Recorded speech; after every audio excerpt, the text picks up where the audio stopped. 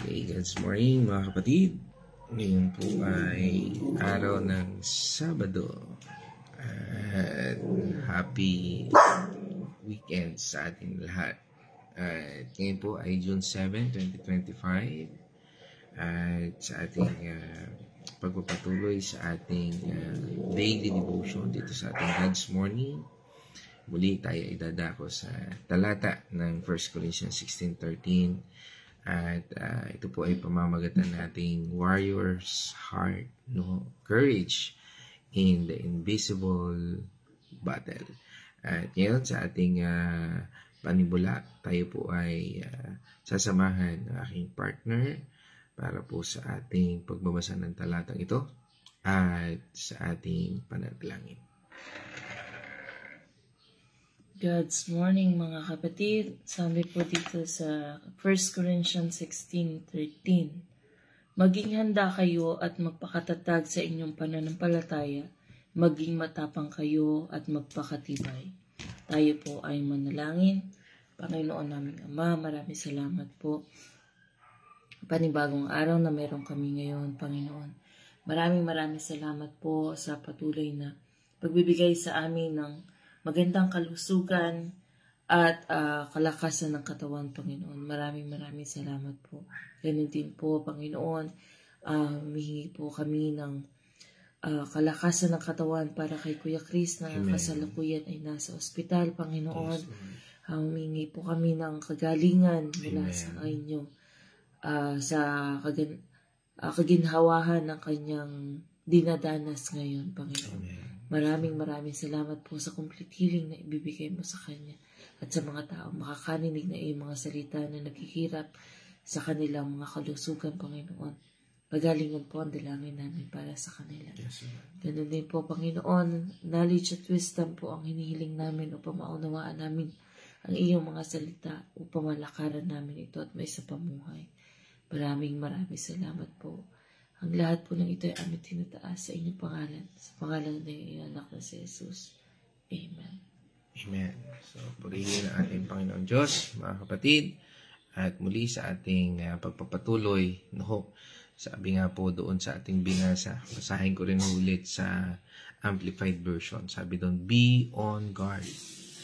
Stand firm in your faith in God, respecting His precept, and keeping your doctrine sound. Sabi nga, act like, sabi nga, mature men and be courageous, be strong. Mga paalalang ito ng kalakasan, ng pagpapahayag na naging mula sa ating Panginoon Diyos. Sabi nga, may mga panahon sa ating buhay na nararamdaman natin ang pagod, ang takot, at ang kawalan ng pag-asa. Parang kulang na tayo sa lakas. Parang sinasabi nga natin, we're exhausted upang harapin ang hamon sa ating mga kinaharap, mga kinaharap na circumstances, problema, o mga sitwasyon na tila ba nagbibigay sa atin ng pagod. At sa panahong ito, ang ating talatang binasa ay sabi nga ay nagbibigay ng napakagandang mensahe. Yung 4 na mensaheng nabanggit kanina. Sabi nga doon, mag-ingat kayo, stand firm, be on guard, Sabi doon, manatili kayong matatag sa panahon ng pananampalataya o yung stand firm nga po. At maging matapang, we need courage, at maging malakas. Mga kalakasan ito na nagmumula sa ating Panginoon Diyos. Ito ay isang mensahe ng pag-asa, isang tawag para sa kalakasan ng loob, isang paalala na hindi tayo nag-iisa sa digmaang ito o sa pakikipaglabang ito. Sa ating devotion ngayon o sa ating pag-aaral na ito, ating pag-usapan kung paano natin mahahanap ang lakas na kailangan natin upang malampasan natin ang pagsubok sa ating buhay at madaig ang hamon na ating kinaharap. Sabi nga po doon, para sa unang bahagi ng ating pag-aaral na ito, we need to realize, we need na sabi nga maging seryoso tayo, na lagi nating isipin that the battle is real. Totoo po ito. Sabi nga, ito yung spiritual warfare in our life, na ang labanang ito ay tunay. Huwag nating gawing biro, huwag nating gawing hindi naman tayo sobrang seryoso, pero this battle is real. And ito ay nagsisimula sa ating buhay na lagi nating kinaharap. Sabi nga, kaya nga, be on guard. Kaya nga po tayo dapat na nagbabantay dahil ang labanang ito ay tunay. Hindi ito isang metapora lamang. It's not a metaphor. Sabi nga, bilang tayo na mananampalataya ng ating Panginoon Jesucristo, we are the followers of Christ. Sabi nga, nakikipaglaban tayo sa isang spiritual na digmaan. Laban na makapangyarihan. Ito yung kapangyarihan ng kadiliman. Sabi nga sa Ephesians 6 verse 12. Sapagkat hindi tayo nakikipaglaban sa mga tao, kundi sa mga pinuno, sa mga may kapangyarihan at sa mga tagapamahala ng kadiliman umiiral sa sanlibutan ito, ang mga hukbong espiritual na kasamaan sa himpapawid. Amen. Napapansin natin, nababago na ang mundo, Minsan kilala natin yung tao, pero dahil sa salapi, nababago ang kanyang motibo. At yan yung paglalaman, yan ang katotohanan ng mundo ito. Nababago ang sitwasyon dahil sa pagmamahal sa pera, pagmamahal sa mga material things, pagmamahal sa career, whatsoever. Ayan po yung sinasabi sa atin ng pagpapahayag na ito, na maging handa.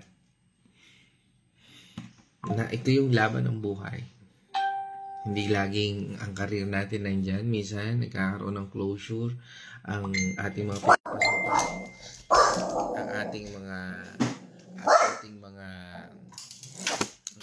kumpanya na pinaglilingkuran, o minsan, ang kliyente natin, ang ating mga trabaho, ating negosyo, ang ating relationship, ang ating katawan, sabi nga, nangihina, nanlulupaypay. Kaya nga po, kung hindi lagi natin babantayan at hindi tayo magiging handa sa labanang ito, manlulumo tayo, manghihina tayo. Kaya nga po, isang babala, sabi nga, mag-ingat tayo. Ito po ay hindi isang simpleng payo. Ito po ay isang utos na maging alerto sa mga tukso, panlilinlang, at mga atake ng kaaway. Sabi nga po, paano ba natin malalaman ang attack ng kaaway sa ating buhay? Sabi nga po, ang atake ng kaaway sa kontekstong ito ng spiritual na pakikidigma ay hindi literal na pag-atake gamit ang armas, barel, kutsilyo, kamay, salita, whatsoever. Sabi nga, sa halip ito ay mga pagsubok, ito yung tukso at mga impluwensya na naglalayong, take note po ito, magpabagsak ng ating pananampalataya at relasyon sa Diyos. Yan po ang intention niyan. That is the attack. Kaya nga po, attack of the enemy para mapalayo tayo sa Diyos. Kaya nga, pag ikaw ay napapalayo sa Panginoon Diyos, talagang you're under attack. Kaya nga po, dapat your response is to get back.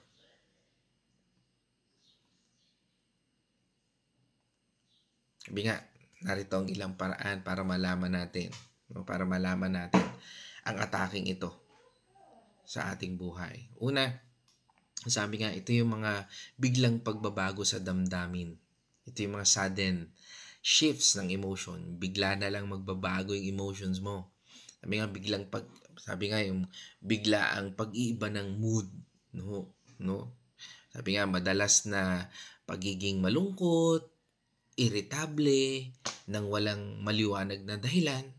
Sabi nga, parang may biglang bumubulong, no, sa iyo ng negatibo, no. Sabi parang biglang kinakailangan mo maging malungkot. Kinakailangan mo maging mainis ka kagad, no. Halimbawa niyan, no. Kanina masaya ka, pero biglang nanlumo ka na lang at nararamdaman mo ang pag-alinlangan. No? Ito rin po ay yung mga tukso at pagnanasa. Ito yung mga temptation at mga desires. No? Yan po yung sign na ikaw ay under attack. Sabi nga, mga malakas na pagnanasa na alam mong mali o nakasasama sa'yo. O mga tukso na mahirap pigilan. Ulitin ko po, mga tukso na mahirap pigilan. Halimbawa, yan po yung pagnanasa sa mga bagay na material, maaring sa sex, galit, o paghihiganti. Another thing na ikaw ay under attack ng kaaway, mga pagdududa at kawalan ng pag-asa, doubt and despair.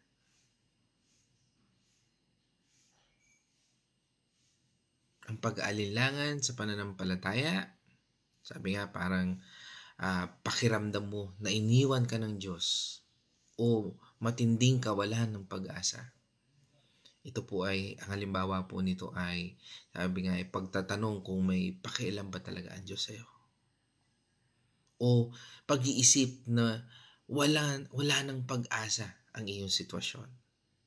That's the way na isa sa mga paraan na nakikita natin o isa sa mga way na you are under attack. Isa pa, mga problema at pagsubok. Yan. Kaya tayo ay nandoon sa problems and trials. You're under attack. Sabi nga, hindi lahat ng problema ay atake. Minsan yan ay redirection ng Panginoon. Pero ang mga biglaang, sabi nga, matitinding pagsubok na tila mahirap lampasan, lalo na kung sunod-sunod, no? Para bang tila bombarded. Ito po ay maaring senyales na isang spiritual attack o spiritual battle. Halimbawa, sunod-sunod na problema sa trabaho, pamilya, o kalusugan. That is the attack. Ito pa, mga nakapapagod na kaisipan o overwhelming thoughts. Sabi nga, hindi mapigilan ng mga negatibong kaisipan, mga alalahanin o takot na paulit-ulit na pumapasok sa isipan ng isang tao o isang mananampalataya o maaring hindi mananampalataya. Halimbawa, paulit-ulit na pag-iisip ng mga nakaraan mong pagkakamali o patuloy na pag-aalala sa hinaharap. Yan, ang dami mong too much worry. Lahat iniisip mo. Ano kaya ito? You allow. Parang you allow na rin atake. Ano pa? Mga relasyon na nakasasama. Ito yung mga harmful relationship. Mga relasyon na nagdudulot sa iyo ng sakit, stress, o pinipigilan ka sa iyong paglago sa pananampalataya. Kung nandun ka sa sitwasyon na yan, that is under attack. You're under attack. Kaya minsan, tinatamad kang umattend ng mga gawain sa Panginoon. Halimbawa, isang relasyon na puno ng drama, no, panloloko, o pagmamanipula. Kapag nandun ang relationship, maaari yan sa pamilya mo, kaibigan mo, kakilala mo, o sino man. That is sometimes nagiging harmful relationship. Mahalaga pong tandaan, hindi lahat ng pagsubok o problema ay isang atake ng kaaway. Maraming pagsubok ang bahagi ng paglago o pagpapalago ng ating pananampalataya. At ano pa man ang ating kinaharap, yan ay bahagi ng pagpapalago ng Panginoon Diyos sa atin. Ang susi ay ang pagkilala sa pattern ng mga negatibong impluensya. Sabi nga, ang intensity ng mga emosyon at ang ating timing ng mga pangyayari, sabi nga, kapag nakararanas ka ng isa o higit pa sa mga nabanggit natin, manalangin, humingi ng patnubay sa Diyos, at lumapit, sabi nga, sa mga kapatid natin, mga spiritual leader natin, upang tayo ay sama-samang manalangin. And that is the key. Only God can help us. At ang mga taong nakapaligid sa iyo, nakasama mo sa pananampalataya,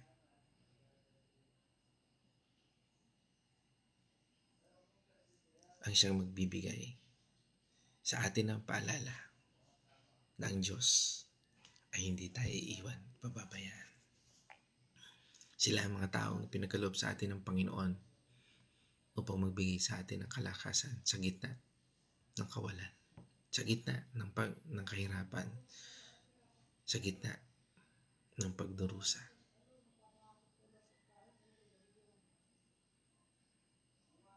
Lagi nating isipin ito bilang pagiging handa sa isang away. Isipin natin na we need to be on guard. Hindi yung basta-basta lang tayo naglalakad ng hindi na walang bantay. Tandaan natin, ang kaaway natin, hindi natin physical na nakikita. They are spirit. And we need the spirit to be our guard. Kaya nga tayo nananalangin. Kaya tayo nagba-Bible study. Kaya tayo nagdi-devotion. Because this spirit ang siyang makahahadlang sa mga spiritual attack na ito. Ikalawa,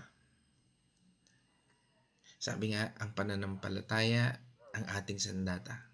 Faith is our weapon.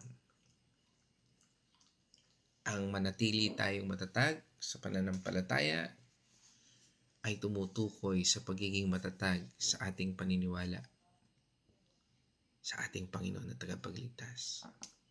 His name is Jesus Christ.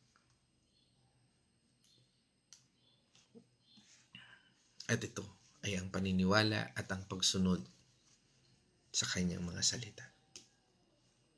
Daming pangako ng ating Panginoon Diyos. At dahil sa pangalan ng Jesus, ang bawat salita niya ay may kapangyarihan. Ang bawat salita niya ay naglalayon na magwasak sa spiritual attack nito. Maging sa sakit o karamdaman, kawalan ng pag-asa, paghihirap. His name is Jesus.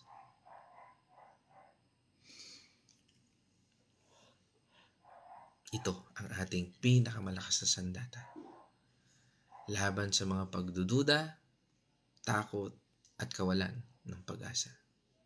Huwag nating hayaan mawala ang ating pananalig. Panatiliin natin itong matatag. Sabi nga ni Apostol Pablo sa Colossians 1 verse 23,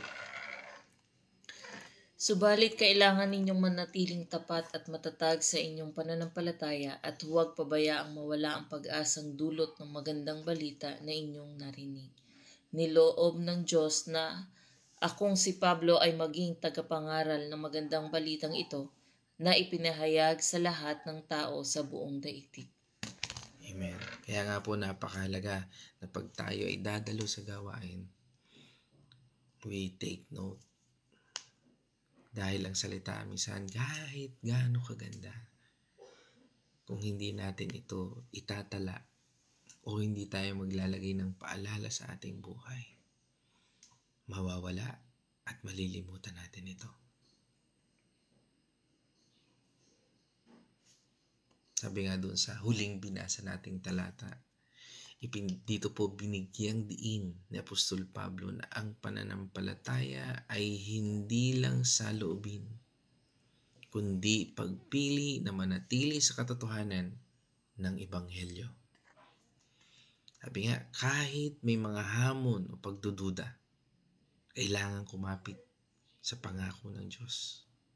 At huwag magpadala sa mga bagay na sumisira sa pag-asa ito. Halimbawa, kapag may problema sa pamilya o trabaho, huwag isiping iniwan ka ng Diyos. Sa halip, alalahanin ang kanyang katapatan. Hanapin ang kanyang katwiran. Halimbawa po niyan, God is faithful. Hindi niya ako pababayaan. Hindi niya tayo pababayaan.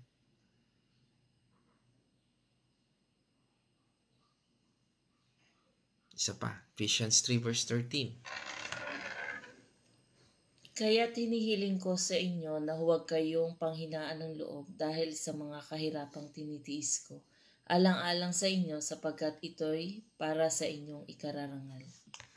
Amen. Sabi nga, pakagandang ilustrasyon in the prison epistle. Kahit si Pablo po ay nahihirapan, pinapaalala niya, ang pananampalataya ay hindi nawawala sa mga pagsubok. Kung sabi nga ay nakatuon tayo sa layunin ng Diyos. Ang pagiging matatag ay hindi dahil malakas tayo, kundi dahil nakaasa tayo sa kapangyarihan ng ating Panginoon Diyos. Ephesians 3:16, sinasabi nga niya doon. Sige, basahin natin. Ephesians 3:16. Talon tayo dun sa 3:16. 3:16. Teka, bebe. 16. Idinadalangin kong palakasin niya ang inyong buhay espiritual ayon sa kanyang kayamanan at kadakilaan sa pamamagitan ng kanyang espiritu. Amen. Ayan po. Sabi nga, kapag feeling mo nawawalan ka ng pag-asa, sabi nga, magdasal. Alay mo, Panginoon, tulungan mo akong maniwala na may plano ka sa mga paghihirap kong ito. Na may plano ka sa circumstances ko na ito, sa situation ko na ito, sa pagsubok na ito. Paalala rin sa atin ni James, sa James 1:3-4. Dapat ninyong malaman na napatatatag ng ating pananampalataya sa pamamagitan ng mga pagsubok at dapat kayong magpakatatag hanggang wakas upang kayo maganganap at walang pagkukulang. Amen. Ang pananampalatayang pagiging matatag ay hindi ibig sabihin na immune sa pagsubok. Pero ito ang paraan ng Diyos para palakasin tayo. Sabi nga, parang exercise sa gym. Yung mga sundalo kaya nagtetrain yan. Tinetrain sila maging disiplinado. Tinetrain sila sa mga hamon ng buhay upang maging matatag. Sabi nga,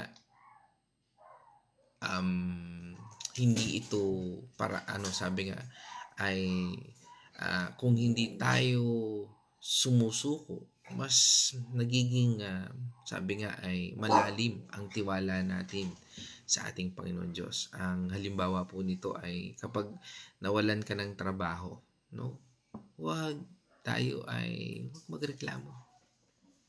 Sa halip, tayo manalangin sa Kanya. Lord, alam kong may better plan ka. I trust in you.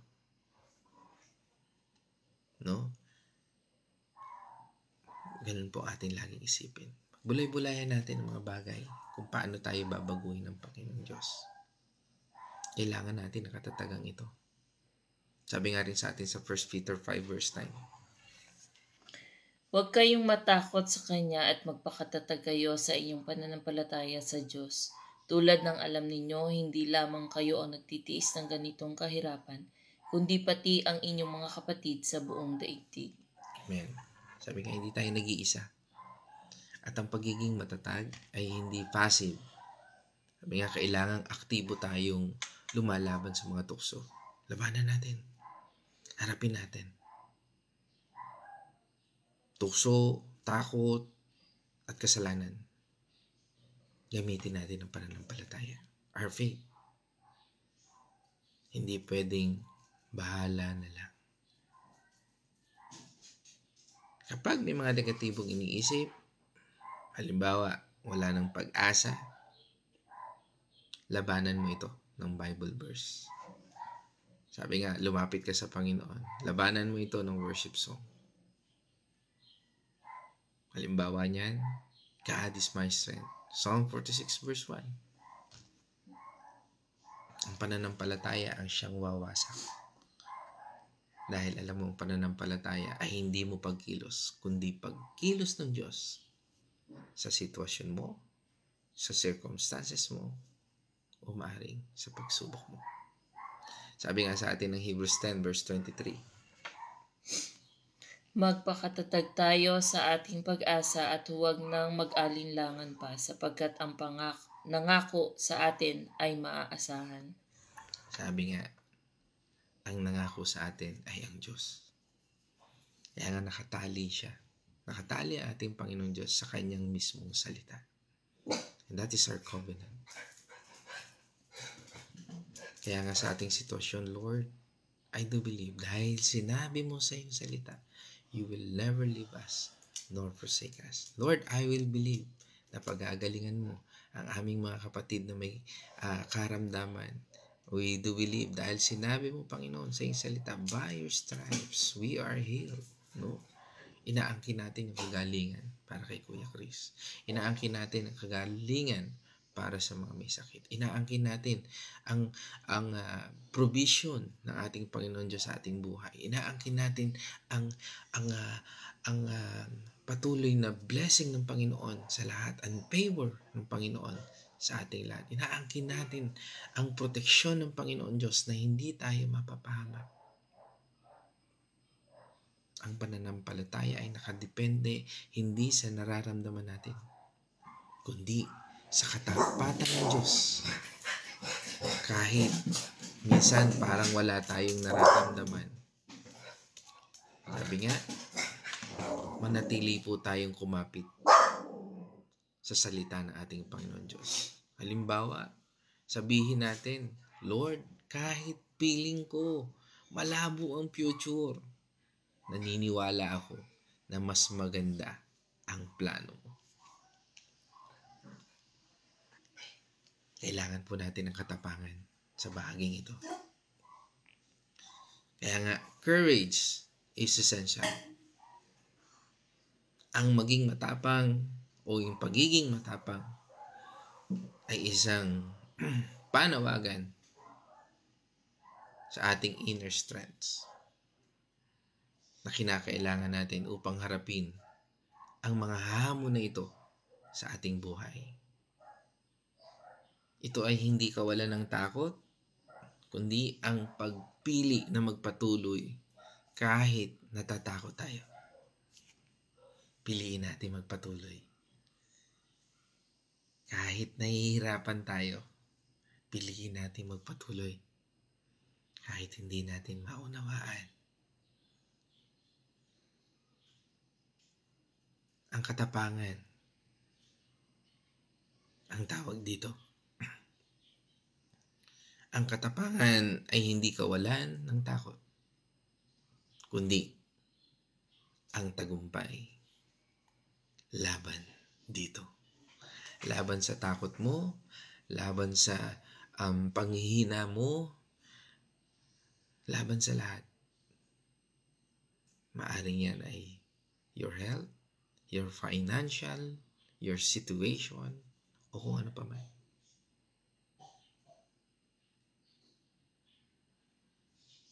Dahil ang Diyos ang siyang magbibigay ng lakas sa atin. Dahil ang lahat ng lakas na ito ay sa Kanya lamang. Kaya nga we cannot trust and lean on our strength. We can only trust in the Lord. Dahil ang lakas ay mula sa Diyos. Strength comes from God. Ang kaalaman natin na tayo ay hindi pababayaan ng Panginoon Diyos ay mula sa Kanya.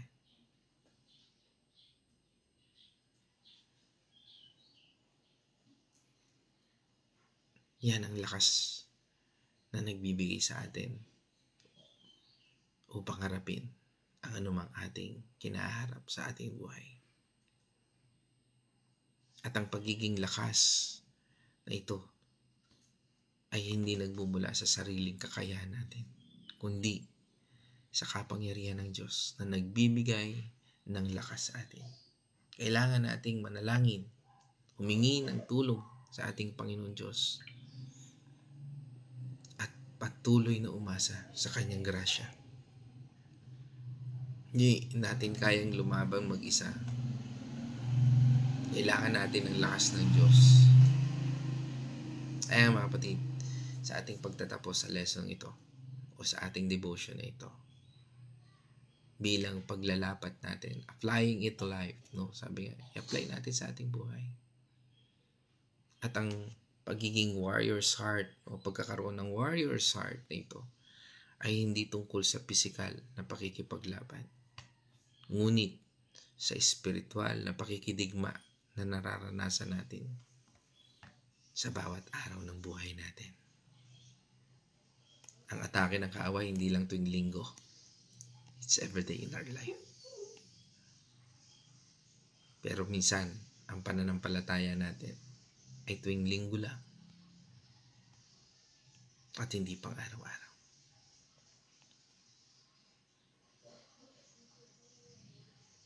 Kailangan natin bantayan ang ating pananampalataya, bantayan ang ating puso, ang ating isipan, ang ating buhay. Nakapiling ang ating Panginoon Diyos. At sa ating devotion ngayon, ito ay nagpapatungkol sa pagiging handa natin, pagiging matatag, pagiging matapang at malakas sa pamamagitan ng kapangyarihan ng ating Panginoon Diyos. Ito ay isang patuloy na pakikibaka natin. Na ano pa man ang hirap na nararanasan natin, tandaan po natin, nandiyan ang tulong ng ating Panginoon Diyos. Patuloy po tayong magtatagumpay. At patuloy po niya tayong sasamahan sa labang ito. At sa ating pagtatapos sa talatang ito ng 1 Corinthians 16:13 na nagbibigay sa atin ng gabay sa ating spiritual na buhay, ito po ay isang paalala na kailangan nating maging alerto sa mga tukso, matatag sa ating pananampalataya, matapang sa pagharap sa hamon, at laging umasa sa lakas na ibinibigay sa atin ng ating Panginoon Diyos. Again, purihin ang ating Panginoon Diyos at nais ko naman pong ibigay ang bahagi ito sa aking partner para sa kanyang personal reflection. God's morning muli mga kapatid. Napakaganda ito po ay mga paalala sa atin ng ating Panginoon sa ating mga napag-aralan na ito. Maging matatag daw po tayo sa ating mga pananampalataya sapagkat ang ating pagiging matatag sa ating pananampalataya ang siyang magpapatibay sa atin upang mapaglabanan ang lahat ng tukso, lahat ng meron dito sa mundong ito. Huwag po tayong bibitaw sa ating Panginoon. Makapante. Okay. Huwag po tayong magpakakampante. Huwag tayong bibitaw sa ating Panginoon sapagkat yun nga pong mga taong araw-araw na gabi-gabi ay nananalangin, nagagawa ng mga wala. na huwag gagawa ng mga bagay na ikaluluwalhati ang Panginoon ay sinusubok pa din. Yung po kayang tayo ay wala sa Panginoon. Hindi tayo gumagawa ng ikabubuti sa ating Panginoon. Palagi po tayong mapagbantay kung ano man yung mga nasa paligid natin, mapanuri kung ano man yung mga dumadating sa atin. Lagi po nating isangguni sa ating Panginoon. Ang Panginoon po ang magpapakatibay ng ating mga pananampalataya, ang ating mga hinaharap sa sitwasyon natin ngayon. Kung tayo ay malayo sa ating Panginoon, hindi niya tayo matutulungan. Hindi siya makakapasok sa atin. Hindi makakapasok ang Espiritu Santo sa atin upang gabayan tayo kung ano man ang dapat nating gawin sa ating buhay. So, tayo po ay magpakatatag at sa mga tukso at maging matatag sa ating pananampalataya, matapang sa pagharap ng hamon ng buhay. Yun po yung mga bagay na dapat nating gawin. Huwag po tayong bibitaw sa ating Panginoon. Yun lamang po. Maraming salamat po. Amen. Praise God. At sa bahagi ito, nais ko namang i-acknowledge ang ating mga intercessors and ating mga partners online, no? Alam natin na sa ating mga kapatid na ito ay kasama natin sa devotion ito na nananalangin at patuloy na sama-sama tayong nakikinig sa ating Panginoong Diyos sa pamamagitan ng kanyang banal na Espiritu, no? Na siyang nagtuturo sa atin, no? At naggagabay sa atin. Tayo po ay pinangunahan ng aking Ate Lilibet Chua, no? At batiin na natin ang buong angkan ng Chua and Getgano clan. Yan nandin si Ate Sister Alma Tatel, no? At batiin na rin natin ang buong angkan, no? Yan, sabi nga, blessed morning, no? Sabi nga ni Sister Alma Tatel at lahat ng ating mga kapatid, no? Puro God's morning, no? Ang ating kasama rin natin si Ate Cindy Mercado diyan sa Pampanga. Yan, kasama rin natin yan si Pastora Pe, syempre. Yan, Artiliaga, at batiin na rin natin ang mga angkan, no, ng Andal Artiliaga. Yan. Yan. Okay. Dali lang ko. Aming doggy ay medyo kalikutan ho. Yan. Siyempre kasama rin natin si Nay Winnie Patual ng Villa Escudero. Yan. Kasama rin natin. Yan. God's morning po. Siyempre kasama rin po natin si Nay Edna Rosena, at batiin na rin po natin ang buong angkan ng Rosena family.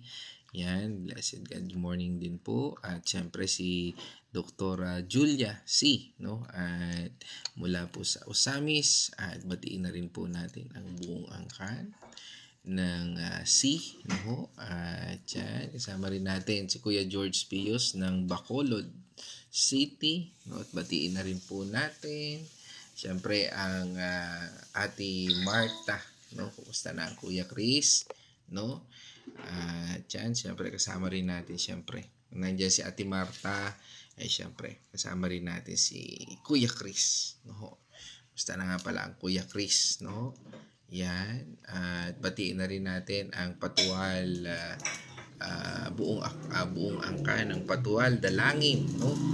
Yan, Silang family. Batiin na rin natin yan.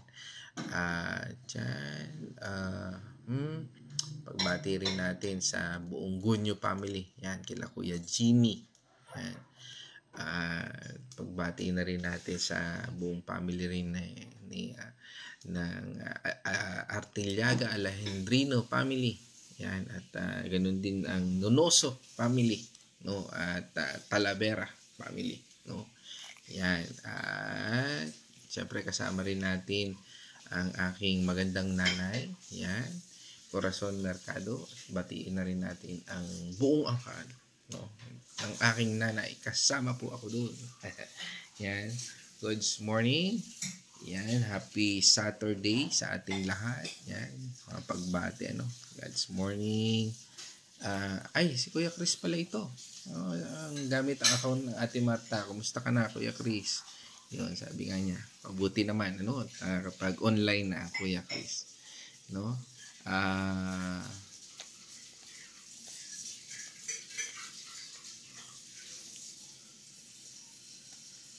Okay, sabi nga ni Pastora Peno na prayer request natin na makalabas na ng ospital ang Kuya Chris. Ano ho? Yan, pag-pray natin yan.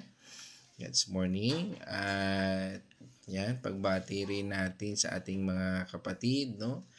Na sa buong Akan, ang Malasmas at Bumbane. Yan, sila Brother Roddy. Yan, at si Brother Ezekiel, Sister Angel, Roan, Rael, no? Yan. Yan. Roel pala, Roel. Roel, no? Yan. Sino pa? Tingnan natin dito. Sensya na ho kayo at ang aking alaga ay talagang may kakulitan.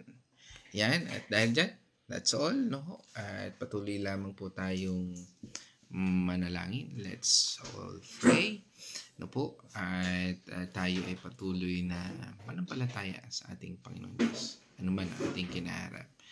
At ngayong umaga ito, tayo po ay dadako na sa ating pagtatapos. At ito po yung pagtatapos sa pamamagitan ng pananalangin. Tayo pong lahat ay manalangin. O Ama naming Diyos na makapangyarihan, kami po Panginoon ay nagpapasalamat sa umagang ito at sa araw na ito sa iyong pagpapatuloy na pagbibigay sa amin ng spiritual na gabay at ng iyong presensya upang nagpapaalala sa amin ng kalakasan na nagmumula sa iyo.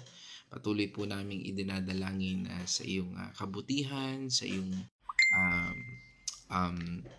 mga pangako, Panginoon, ay kami po, Panginoon, ay bigyan nyo ng katatagan na manindigan, Lord, sa mga pangakong ito. Na panghawakan po namin ng mga pangako na aming natatanggap na nagmumula sa iyo. Kami po, Panginoon, ay turuan mo na manatili, Panginoon, sa ganitong pananampalataya na umaasa lamang sa iyong katatagan, sa iyong kapangyarihan, at sa iyong presensya. Muli, maraming salamat sa lahat ng ito at patuloy po kaming naniniwala at nananampalataya na ikaw ang Diyos na siyang nagbibigay sa amin ng kagalingan, especially sa aming kapatid na kay Kuya Chris, Lord, at nagbibigay ng probisyon, Panginoon, sa lahat ng aming pangangailangan.